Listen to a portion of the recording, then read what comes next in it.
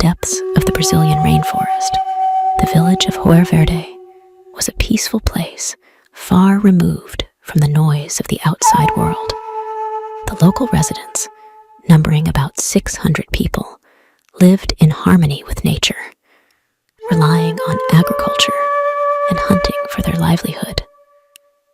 The village was characterized by its tranquil atmosphere and strong community bonds. Old stories were told around the campfire on quiet nights, where the elders recounted tales of spirits that protected the forest and surrounding lands. There was no indication that this small village would one day become the focal point of one of Brazil's most mysterious, unsolved mysteries.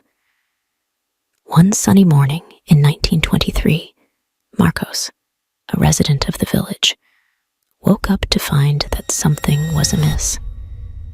The streets were unusually empty, and the huts that were usually bustling with life seemed abandoned. Marcos walked through the village, calling out the names of his neighbors, but received no response.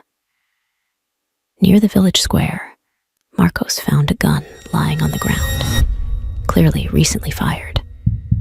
Next to the gun was a small piece of paper with shaky handwriting that read, "There is no salvation." Fear gripped Marcos as he realized that the entire population of the village had disappeared without a trace. News of the disappearance of Hoer Verde's residents quickly spread throughout the region and reached the authorities in nearby cities. Teams of police and investigators were sent to the village to investigate the incident, hoping to find any clues or evidence that could explain what had happened. Every part of the village and the surrounding forests was thoroughly searched, but no trace of the residents was found. There were no signs of a struggle or attack. The situation was made even stranger by the absence of footprints indicating the villagers had left, as if they had simply vanished into thin air. As time went on, various theories emerged to explain the disappearance of Hoer Verde's residents. Some believed that the village had been attacked by a criminal gang, while others thought the cause might be related to the spirits that protected the forest. However, there was no evidence to support any of these theories. One investigator, named Roberto, was convinced that something bigger was at play. He began delving into local stories and legends, interviewing residents of nearby villages. He found that there were old tales about an ancient curse that would befall anyone who tried to exploit the forest's resources greedily. But could this curse be the real reason behind the disappearance? After months of intensive investigations, new evidence began to emerge that could help solve the mystery. An explorer searching in the forest discovered a small cave far from the village. Upon entering it, he found ancient drawings on the walls, depicting strange scenes and people wearing clothing, similar to that of Hoer Verde's residents. The drawings showed people being attacked by mysterious creatures, seemingly dragged into the depths of the cave. But what was even more bizarre was the discovery of several pieces of clothing belonging to the missing residents, indicating that they might have been dragged there. Theories about the ancient curse began to gain more traction, and people started to believe that a mysterious force was at work in the dark.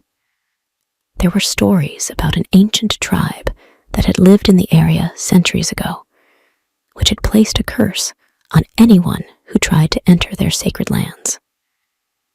According to the legends, this tribe possessed supernatural powers and protected the forest and surrounding lands from any external interference. Over time, people forgot these stories and began to exploit the forest's resources excessively. Perhaps this curse had been waiting for the right moment to exact revenge. Despite the new evidence and various theories, investigators were unable to find any definitive answers about what had happened to Hoer Verde's residents. The village remained abandoned, and the mystery unsolved. But the story did not end there. Roberto refused to give up and decided to continue searching for the truth. He delved deeper into studying ancient legends and consulted experts in ancient history and spirits. He knew there was something more behind the story and would not rest until he uncovered the truth. Years later, Roberto received a message from an archaeologist working in the area.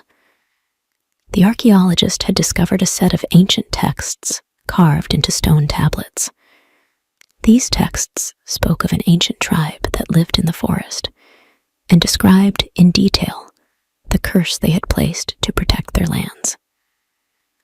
According to the texts, the curse was meant to protect the forest from any external interference, activated when people crossed the forbidden boundaries.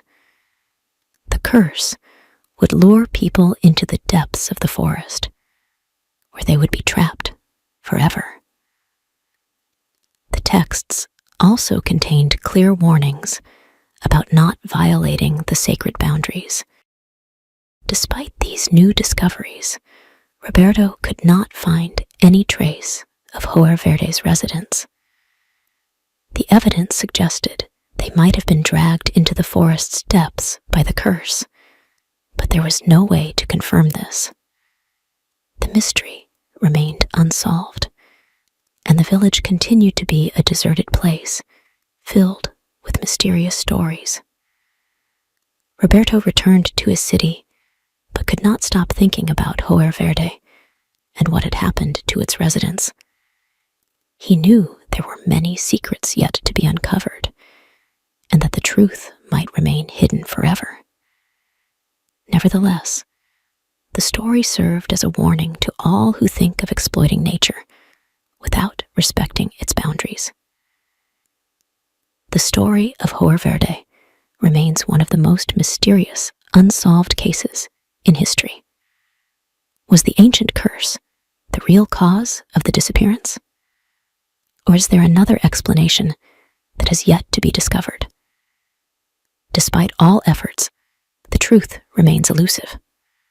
This story serves as a reminder that there are forces in the world beyond our understanding, and that we must always respect nature and its secrets. The answers might be hidden deep within the forest, waiting for someone brave enough to uncover them. Stay tuned to our channel, Snap Tales, for more mysterious and thrilling stories. And don't forget to leave your comments on what you think really happened in Hoer Verde.